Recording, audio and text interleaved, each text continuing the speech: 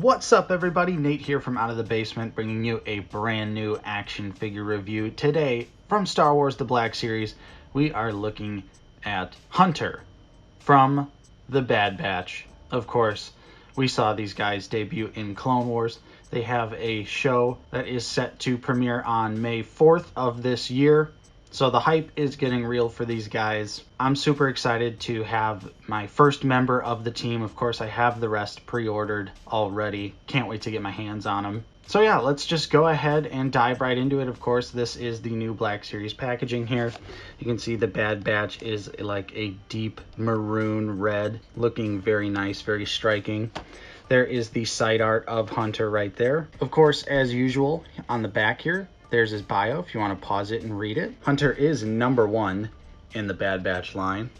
Of course, there's a larger image of the side image. On the bottom, we've got the barcode. Of course, we have the logo on the side here. Nothing on the top, so let's go ahead. We're going to get this guy open. We'll take a look at the accessories and then the figure itself. And Hunter actually does come with quite a few accessories here. Starting out, we have the clone blaster pistol, which we've seen a million times, and it is just black plastic. There are no paint apps on it at all, but it looks good, you know, as always. I enjoy it. Then everything else is new. So first up, we have Hunter's knife here, which looks absolutely amazing. There's some really nice yellow details there on the blade, as well as some silver paint there. I think this looks awesome. Great accessory to include here with Hunter. And he actually does have knife storage as well, so it actually stores in his arm. It's pretty awesome. Then we've got a brand new weapon here. Of course, this is the DC-17, also known as the Republic Commando blaster. Super excited to see this weapon make its debut here in the Black Series. And that just means we are one step closer to maybe getting Delta Squad or just a plain clone commando at some point in the line here. So let's keep our fingers crossed. Maybe this is going to lead us in a great direction here. But of course, it looks fantastic.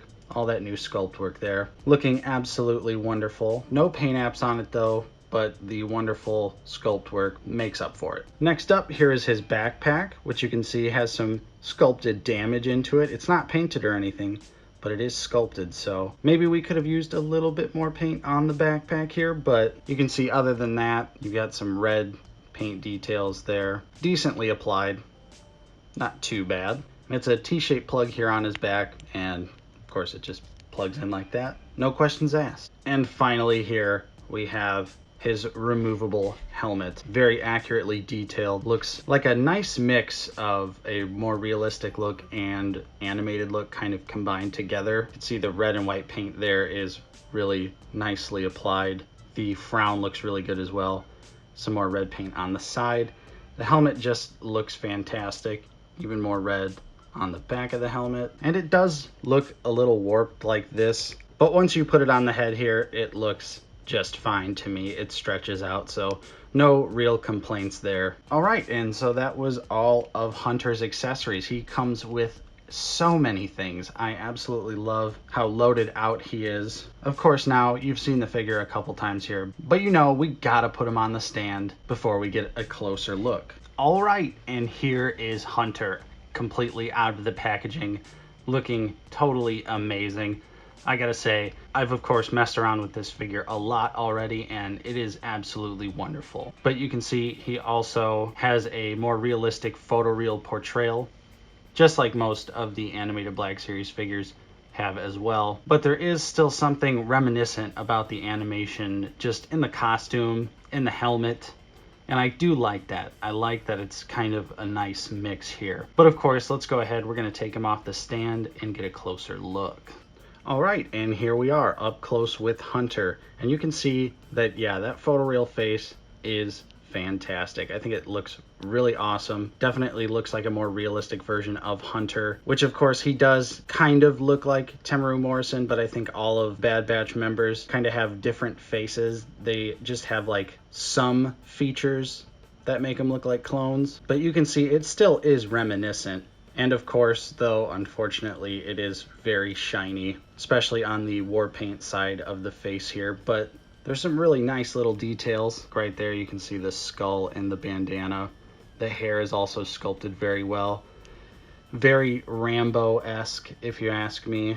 That's immediately what I think of when I saw Hunter, is that he is very John Rambo, which is not a bad thing. I like the Bad Batch members. I like the personality that they have. But continuing down, you can see, you know, the 99 and the skull, and you can see that there's some painted battle damage on Hunter, but for the most part, it is just in the sculpt work. But it's all the way throughout the figure. There's tons of dings and dents and scratches and scrapes, but just a little bit is actually painted with some silver right there, but it looks wonderful. Of course, we've got red paint on the shoulders, decently applied. You can see there's a little bit of slop there. The other shoulder could be better as well, but still, you know, the sloppy paint, you can kind of get away with it on the Bad Batch members since they're supposed to be a little battle damage, dinged up. Moving down here, there's some more red for the gauntlet, and of course there is the knife storage. He's got some other clone reminiscent features like this gauntlet here with all the little buttons, another stripe of red as well.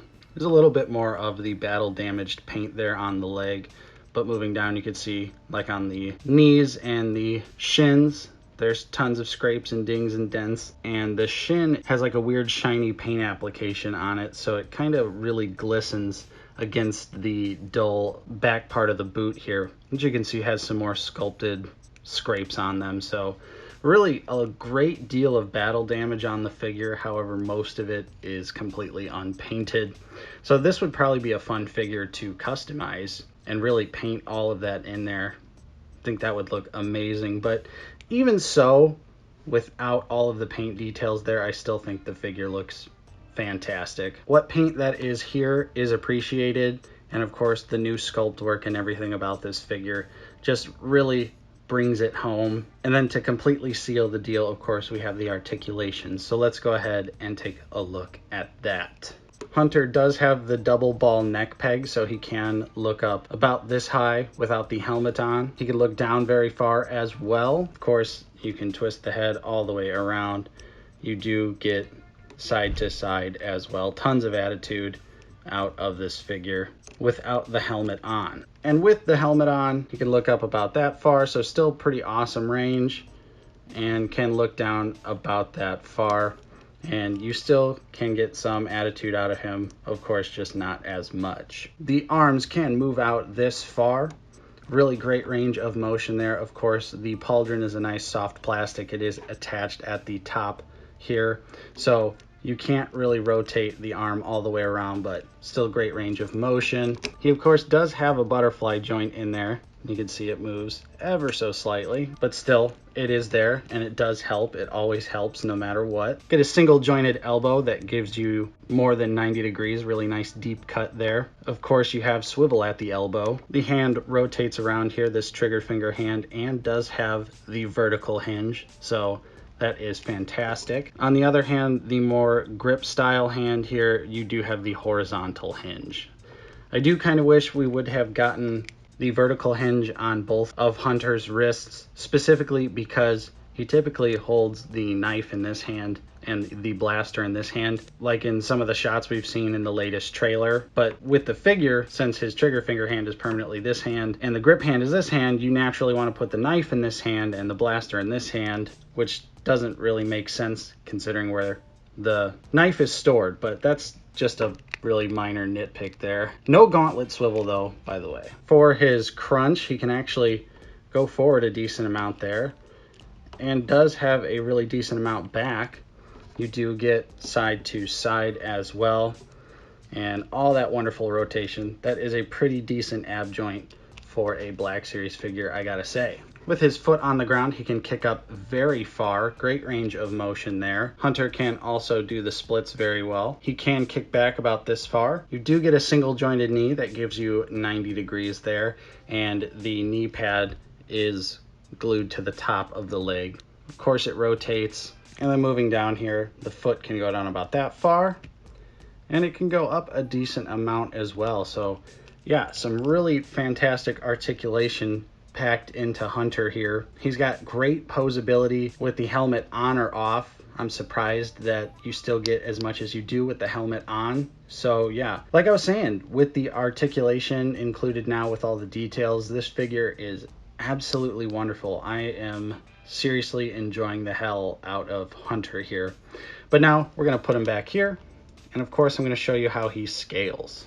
Starting out here with some Black Series clones, of course, we have my original release of Commander Cody and Captain Rex. Then, of course, we've got some more clone action here with the original 501st Trooper and the 332nd Ahsoka Trooper, which is on the 2020 Clone Trooper body, of course. Then here he is with the 2020 Stormtrooper and, of course, the original Jango Fett. Next up, we have the Return of the Jedi Deluxe Boba Fett and a B-1 battle droid. Of course, with Archive Anakin and the Walgreens Clone Commander Obi-Wan. And finally, for the Black Series, we of course have a New Hope Darth Vader and Tarkin. Who else thinks we might just see Darth Vader in the Bad Batch? Starting out with some Bandai stuff here, of course, we have the movie realization Shadow Stormtrooper and the Shadow Stormtrooper model kit. And finally, it's not an Out of the Basement review without them. We have the SH Figuarts Tank Pilot and the Mafex First Order Stormtrooper. Alright, so there you have it. There was my review of the very first Bad Batch member to become part of my Black Series collection. That is, of course, Hunter here, which he is an amazing figure, of course. I think you all saw that coming. I definitely think this is a step in the right direction for clones. This updated version of the clone body is really, really nice. I think that it just shows that the body can really work. It just needs a couple of tweaks. I still think this could probably use a couple of tweaks as well, but I think we're getting there with this new clone body here. So yeah, go out, pre-order Hunter, pick him up in stores. I know that wave is hitting around the United States here, so good luck. Hopefully you enjoyed my review. If you did, don't forget to leave a like and subscribe if you are new. We're always talking about Star Wars The Black Series here on the channel. Of course, I'm Nate from Out of the Basement. Thank you so much for watching, and I'll see you next time.